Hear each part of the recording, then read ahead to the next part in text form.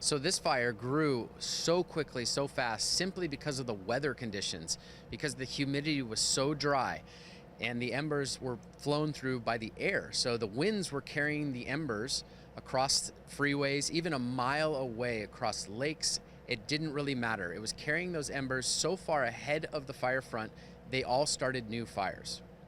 So because of the weather conditions, it was so dry, the probability of ignition was over 95%. So out of 100 embers, 95 of those would start new fires. And that was what made this fire so dangerous and so fast moving. And the winds were blowing this direction. The fire grew so quickly in the brush that is around this area, it also grew into the trees. And when it goes into the trees, it creates a shower of embers as well. So it was just a complicating problem that kept on growing and growing and growing exponentially. So fire crews had to make, the first assignment was to get people out safely before they could try and put out the fire. This phenomenon is very, very difficult to fight fire against.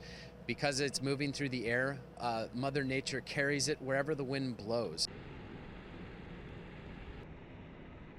Right along here is Highway 101 that carries along down through Agora. This is where the fire blew across the freeway. It was a Santa Ana wind event blowing this direction, and it was able to carry embers across Highway 101, across many of the lakes and waterways in this area, and carried it all the way down through the canyons, all the way to the ocean.